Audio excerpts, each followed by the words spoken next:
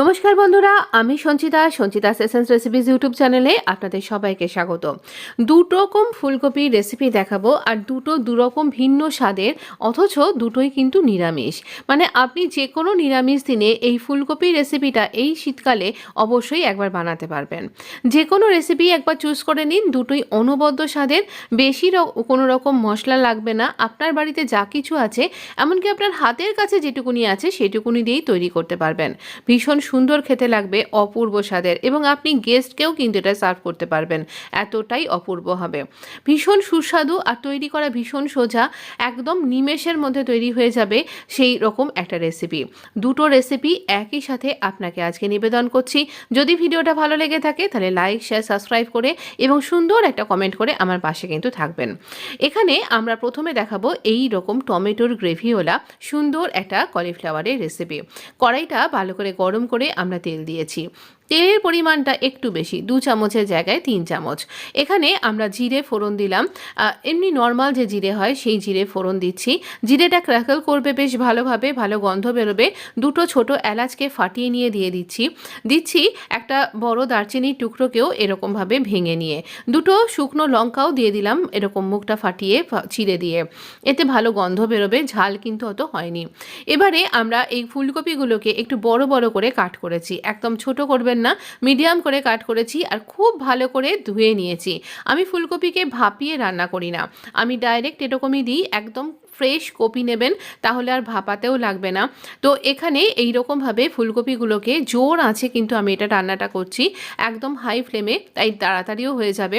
আর এখানে ফুলকপিগুলো এতটাই কচি যে খুব তাড়াতাড়ি মজেও যাচ্ছে। এখানে নুন দিয়ে দিলাম পরিমাণ মতন। ফুলকপিগুলো একটু নাড়াচাড়া করে নিয়েই আমরা নুন দিয়ে দিয়েছি, এবারে হলুদও দিয়ে দিলাম। দিয়ে খুব ভালো করে এগুলোকে নাড়াচাড়া করে এপিঠ ওপিঠ লাল লাল করে ভেজে নেব। এই রকম যদি লাল লাল করে ভাজেন তাহলে পারে একদম ফুলকপির স্বাদ হবে একদম অনবদ্য।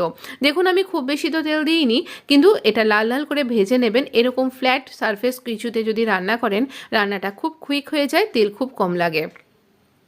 এইরকম করে যখন আপনার বেশ ভাজা ভাজা হয়ে যাবে, সেই ফাঁকে আমি একটা পেস্ট তৈরি করে নিয়েছি।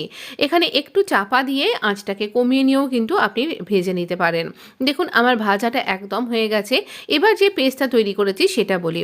দুটো বড় সাইজের টমেটো, এটাই হচ্ছে মেন ইনগ্রেডিয়েন্টস ফুলকপির সাথে। দুটো বড় সাইজের টমেটো, তার সাথে দুটো কাঁচা লঙ্কা আর 1 ইঞ্চি পরিমাণ আদা, এই দিয়ে আমি একটা স্মুথ পেস্ট করেছি, সেই পেস্টটা এখানে দিয়ে দিলাম। এবার এই পেস্টের সাথে ভালো করে এই কপিটাকে কষিয়ে নিতে হবে। নুন হলুদ তো আমি আগেই দিয়ে দিয়েছিলাম, তাই এই পেস্টের সাথে খুব ভালো করে কষিয়ে নেবেন যতক্ষণ পর্যন্ত না টমেটোর কাঁচা গন্ধটা চলে যাচ্ছে। এই রান্নায় কিন্তু একটু মিষ্টি দিতে হবে, 2 চামচ চিনি দিলাম, একটু টক মিষ্টি ঝাল এরকম একটা টেস্ট হবে। আর এটা গরম ভাতের সাথে তো খুবই ভালো লাগবে, তার সাথে কিন্তু আপনি লুচি পরোটার সাথেও সার্ভ করতে পারবেন। খুব অনবদ্য একটা রেসিপি। তো এইরকমভাবে আমি একটা কাঁচা লঙ্কাও দিলাম। কাঁচা লঙ্কার এই ফ্রেশ গন্ধটা কিন্তু খুব ভালো লাগে, তাই এই কাঁচা লঙ্কাটা দেওয়া। তো এখানে কাঁচা লঙ্কাটা একটু চিড়ে দিয়েছি, আর এই মিক্সির বাটি ধোয়া জল দিয়ে দিলাম। দিয়ে এবার আমরা এটাকে চাপা দিয়ে একটু হতে দেব। 5 মিনিট একটু চাপা দিয়ে হতে দিলেই দেখবেন আপনার রান্না কিন্তু একদম রেডি। যতটা ঝোল বা গ্রেভি আপনি খেতে চাইছেন, আমি যেমন একটু ঝোল রেখেছিলাম ভাতে মেখে বা রুটির সাথে খাবার মতন, তো এই দিয়ে অনবদ্য স্বাদের কিন্তু অবশ্যই তৈরি করে ফেলুন। আমি দিয়ে দিলাম একটু গরম মশলা। এই গরম মশলার রেসিপি আপনি আমার চ্যানেলে পেয়ে যাবেন, যেটা আপনি খুব নিমেষেই তৈরি করতে পারবেন, এবং সমস্ত রান্নায় কিন্তু এটা ব্যবহার করা যায়। অবশ্যই একবার ট্রাই করতে পারেন। আমি এখানে গরম গরম সার্ভ করে দিচ্ছি। আজকে আমি ভাতের সাথেই এটা সার্ভ করেছিলাম। আপনি লুচি, রুটি, পরোটার সাথেও কিন্তু এই ফুলকপি রেসিপিটা অবশ্যই সার্ভ করতে পারেন। বেশি মশলা লাগে না, অথচ স্বাদ হয় অনবদ্য। এই যে গোটা গরম মশলাগুলো দিলাম, এটা কিন্তু স্কিপ করবেন না, এর জন্যই কিন্তু এর অনেকখানি গন্ধ এনহ্যান্স হয়ে যাবে, আর টেস্টটাও কিন্তু অনেকটা বেড়ে যাবে। পরবর্তী রেসিপিতে যাই। পরবর্তী ফুলকপি রেসিপির জন্য আমরা সাদা তেল ব্যবহার করছি, কারণ এটা হোয়াইট গ্রেভি থাকবে। আমরা এখানে 3 চামচ তেল এক্ষেত্রেও দিলাম। আর এবার এইখানে তেলটা গরম হয়ে গেলে কিছু ফোড়ন অ্যাড করব। এখানে ফোড়নের মধ্যে আমি দারচিনি দিচ্ছি, দারচিনিটাকে এরকম ফাটিয়ে নিয়ে দিয়ে দিলাম। দারচিনির এই টুকরোগুলোর জন্য এতে খুব ভালো গন্ধ চলে আসবে।